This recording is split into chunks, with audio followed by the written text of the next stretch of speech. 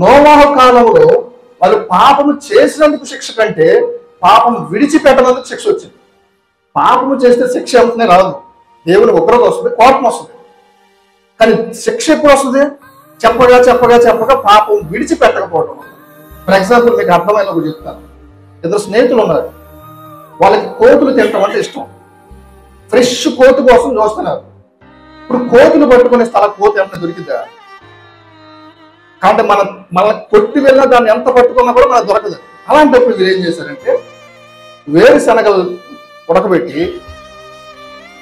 అంటే రియల్గా జరిగింది, ఎవరు ఒక వ్యక్తి చెప్తే ఏమన్నా, వేరుశనగలు ఉడకబెట్టి అంటే వాళ్ళు అంటే కోతులు పట్టుకునేవాళ్ళు ఉడకబెట్టి ఒక తొట్టు లాంటిది చేసి ఆ తొట్టికి బెజ్జం పెట్టి దాంట్లో వేరుశనగలు పెట్టి బయట కనిపించేలాగా పెట్టి వాళ్ళు చుట్టుపక్కల చెట్ల దగ్గర నక్కున్నారు. ఈ కోతి ఆ వేరుశనగలు ఉడకబెట్టి ఉన్నాయి కదా, ఆ ఉడకబెట్టి తినడానికి చెయ్యి పెట్టింది, కేవలం చెయ్యి దూరుతుంది.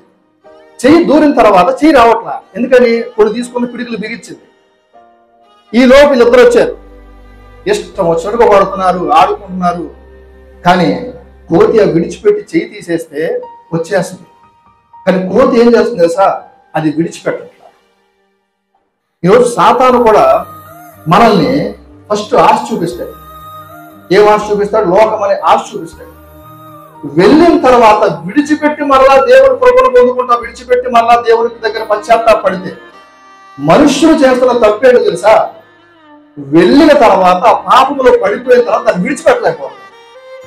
ఇప్పుడు సాతాను ఏం చేస్తాడు? ఆ పాపం విడిచిపెట్టకపోవడం వల్ల ఈ కోతిని ఎలా ఆడుకున్నారో, ఫస్ట్ ఎంతగా మిమ్మల్ని ప్రేమగా పాపానికి పిలుస్తాడో, తర్వాత మీరు ఆ పాపంలో పడిపోయిన తర్వాత మిమ్మల్ని అంతలా ఆడుకుంటాడు.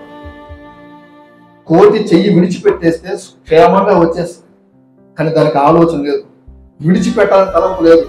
కానీ ఈరోజు మనుషులు పాపంలో పడిపోవడానికి గల కారణం, పడిపోతున్నారు, పడిపోవడం తప్పే, కానీ పడిపోయిన తర్వాత దాన్ని విడిచిపెట్టి వస్తే మరలా దేవుని కృపను పొందుకుంటారు. ఆనాడు నోవాహు ఉన్న కాలంలో కూడా అనేక సంవత్సరాలు చెప్పాడు. చెప్పగా చెప్పగా చెప్పగా దేవుడు విసిగిపోయాడుగా తీర్పు వచ్చింది.